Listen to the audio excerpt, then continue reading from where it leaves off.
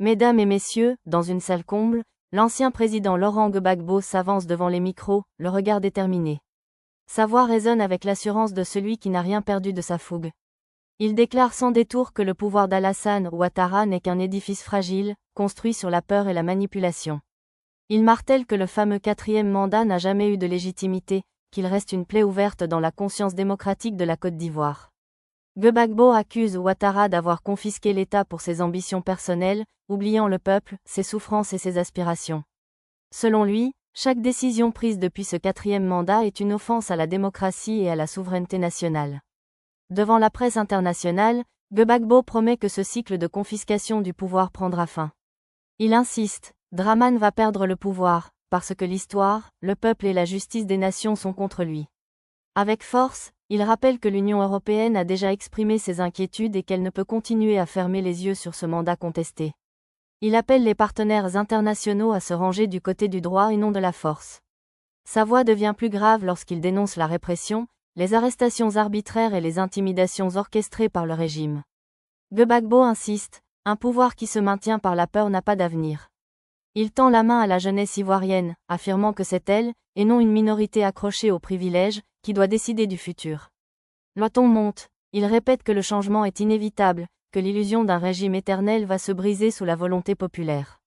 Gbagbo conclut par une phrase lourde de sens, l'Afrique n'a pas besoin de présidents à vie, mais de dirigeants qui respectent leur peuple et leur constitution. Ouattara ne fera pas exception. Sous les applaudissements et les cris d'adhésion, l'ancien président se retire, laissant derrière lui une salle électrisée et un message clair, la fin d'un cycle approche et la Côte d'Ivoire doit s'y préparer. Il reprend ensuite la parole avec une intensité nouvelle, rappelant que l'histoire de la Côte d'Ivoire ne s'écrit pas dans les bureaux climatisés du palais présidentiel, mais dans la rue, dans les villages, dans les quartiers populaires où bat le cœur de la nation. Il martèle que Ouattara n'a plus de projet pour le pays, si ce n'est son obsession maladive de rester au pouvoir coûte que coûte. Un président qui s'accroche ainsi n'est plus un dirigeant, mais un obstacle à la liberté, lâche-t-il, provoquant des murmures d'approbation dans la salle. Gbagbo souligne que la démocratie n'est pas un mot vide. Elle implique des règles, une alternance et un respect sacré de la Constitution. Celui qui viole ces règles viole la République elle-même, tonne-t-il. Il accuse Ouattara d'avoir transformé les institutions en instruments de domination personnelle, étouffant toute voix dissidente et écartant ses adversaires par la peur et la répression. Le visage grave, il affirme que cette dérive autoritaire n'aura qu'une seule fin, la chute. Car aucun régime qui trahit son peuple ne survit éternellement. Il se tourne alors vers la communauté internationale. Vous ne pouvez pas dire défendre la démocratie en Europe et fermer les yeux sur sa mort en Afrique. L'Union européenne doit choisir, soutenir le droit ou cautionner l'injustice. L'ancien président rappelle qu'il a payé le prix fort de son engagement, qu'il a été humilié, emprisonné, jugé. Mais jamais, dit-il, il n'a renoncé à son combat pour la vérité et la dignité de l'Afrique. Il lance un appel vibrant aux jeunes, vous êtes l'avenir, vous êtes la majorité, et vous devez dire non à la confiscation de votre destin par un homme fatigué qui n'a plus rien à donner. Le ton se fait prophétique, il annonce que la Côte d'Ivoire vivra bientôt une nouvelle aube, un temps où les dirigeants rendront des comptes, où la justice primera sur la ruse, et où les urnes parleront plus fort que les armes.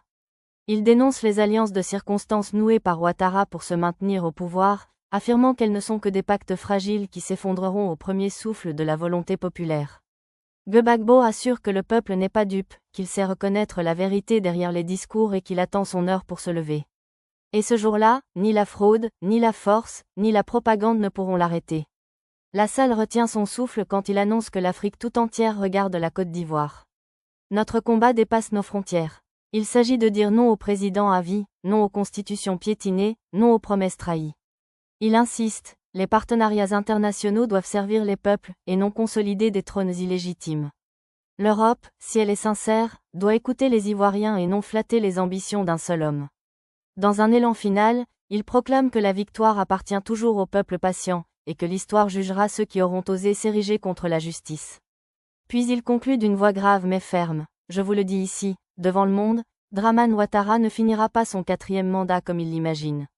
Il perdra le pouvoir, car nul ne peut dominer un peuple qui a décidé d'être libre. Il rappelle que la Côte d'Ivoire a trop souffert des guerres, des divisions et des rancunes politiques. Chaque mandat de trop rallume les blessures du passé au lieu de cicatriser la mémoire collective. Il accuse Ouattara d'avoir transformé la présidence en un instrument personnel, oubliant que la fonction suprême est avant tout un service rendu à la nation. Un président ne doit pas s'imposer, il doit se proposer, et surtout se retirer quand le peuple le demande. Son ton devient plus ferme lorsqu'il évoque les dérives autoritaires, interdiction de manifestation, opposants réduits au silence, justice instrumentalisée. Tout cela n'est pas le signe de la force, mais le signe de la faiblesse. Il dénonce aussi la corruption qui mine l'économie et détourne les ressources du pays. Quand les richesses de la Côte d'Ivoire profitent à quelques clans au lieu de nourrir le peuple, alors le pouvoir devient une prédation et non une gouvernance. Il rappelle que le monde évolue, que les peuples africains aspirent à une nouvelle ère de responsabilité et de transparence. Ce 4e mandat est à contre-courant de l'histoire, il est l'expression d'un passé qui refuse de mourir. Avec émotion, il parle des familles qui vivent dans la peur, des jeunes contraints à l'exil, des prisonniers politiques oubliés dans les geôles. Chaque vie brisée par ce régime est une accusation de plus contre Dramane Ouattara. Il avertit que la patience du peuple a des limites. On peut berner un peuple un temps, mais on ne peut pas éternellement bâillonner ses aspirations à la liberté et à la justice. Il accuse le régime d'avoir créé une illusion de stabilité basée uniquement sur la répression. Ce n'est pas la paix, c'est le silence de la peur. Et ce silence finira par éclater en un cri irrésistible. Gbagbo s'adresse directement aux élites politiques et intellectuelles du pays. Votre devoir n'est pas de flatter le pouvoir en place, mais de défendre la vérité et de protéger la République.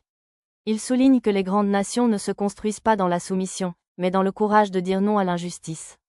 L'histoire ne se souvient jamais des complices, mais elle glorifie toujours ceux qui se sont dressés contre la tyrannie.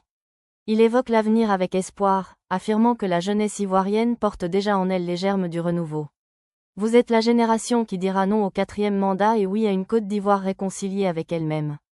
Il accuse les partenaires étrangers de fermer les yeux sur les abus du régime par intérêt économique. Mais un pouvoir illégitime est toujours un allié fragile, car il ne repose pas sur le peuple, mais sur la peur. Avec gravité, il affirme que la Côte d'Ivoire n'est pas condamnée à vivre sous la domination d'un seul homme. Un pays n'est pas la propriété d'une famille, encore moins d'un clan politique. C'est l'héritage de tous ses enfants. Il prévient que plus Ouattara s'accroche, plus sa chute sera brutale. L'OTAN est un juge impartial, il finit toujours par trancher en faveur de la vérité. Enfin, il conclut cette séquence avec une déclaration solennelle. Je vous le dis, l'histoire a déjà rendu son verdict. Ce 4e mandat est un mandat de trop. Et tôt ou tard, le peuple ivoirien le fera tomber.